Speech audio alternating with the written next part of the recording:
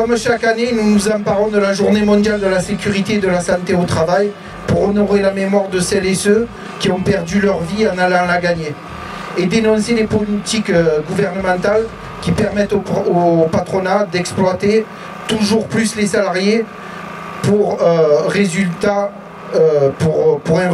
toujours plus de corps brisés dans nos professions et dans les autres. Ce carnage humain engendré par la rapacité du patronat, qui n'a pour seul but de profiter coûte que coûte, doit faire l'objet de notre part du rappel de nos exigences revendicatives. En effet, tous les jours en France, ce sont 4 salariés qui ne rentrent pas auprès de leur famille parce qu'ils sont morts au travail.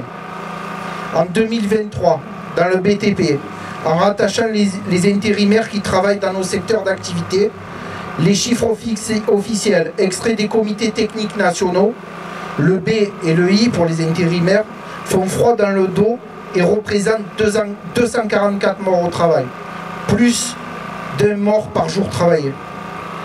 Un record dramatique qui place notre secteur d'activité comme étant le plus meurtrier au travail, tous secteurs confondus en rapport au nombre de salariés actifs.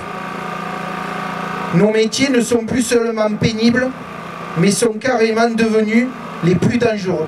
Toujours dans la branche ATMP en 2023, et pour le BTP, ce sont 9000 nouvelles incapacités permanentes, 8 accidents de travail toutes les heures, 1 million de journées d'incapacité temporaire, 7000 maladies professionnelles.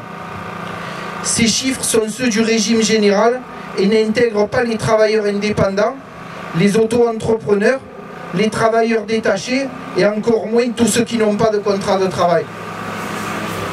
Notre fédération, qui a pris à bras le corps ce sujet depuis des années, se porte partie civile depuis 2017 aux côtés des familles victimes de la mort au travail. C'est plus d'une centaine de dossiers en cours qui prennent des années à aboutir. Au bout de plusieurs années de procédure, 2 récents jugements démontrent toutefois que le poids de notre organisation, qui lutte avec les familles de victimes, a son rôle à jouer. Mais combien devront encore tomber avant qu'ils cessent de jouer avec nos vies? Ils nous doivent des comptes, les camarades.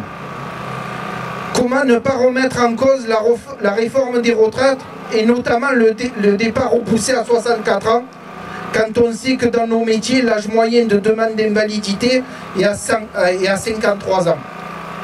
C'est clairement criminel.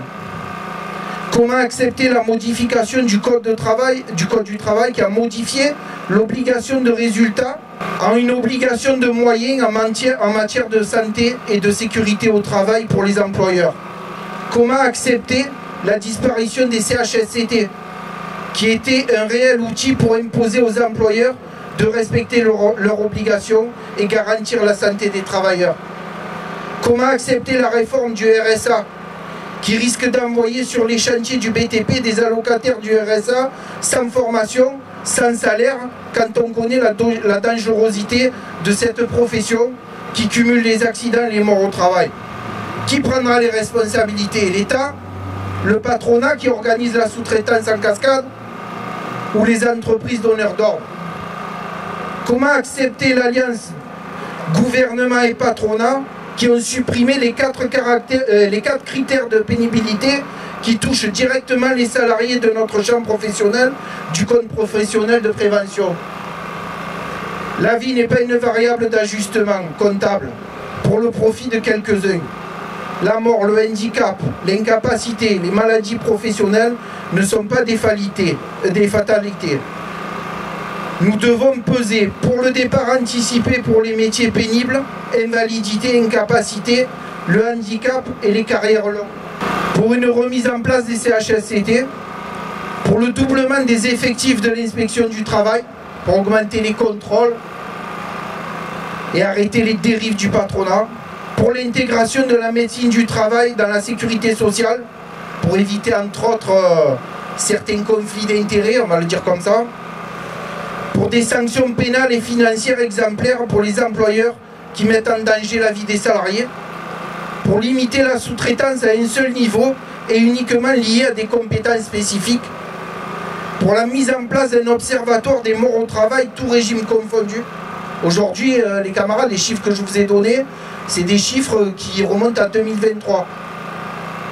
On aimerait avoir la réalité pratiquement en temps réel, au moins de l'année d'avant, et sur tous les régimes. Pour la mise en place d'un statut particulier pour les aides, pour aider les familles victimes d'une mort au travail, et un statut de pupille de travail pour les enfants qui ont perdu un parent mort au travail. Aujourd'hui, ces familles-là qui galèrent, qui souffrent, qui ont perdu un membre de leur famille, il n'y a aucun soutien pour eux, aucun article dans le journal, l'employeur qui les a tués, on ne connaît pas son nom. Voilà, c'est un drame, et dans l'impunité la plus totale et dans le silence le plus complet. Voilà. Pour exemple, quand il y a un mort, un militaire dans le monde, tout le monde le sait, c'est normal. Aujourd'hui, ça devrait être la même chose pour les salariés morts au travail. Et ce n'est pas du tout le cas.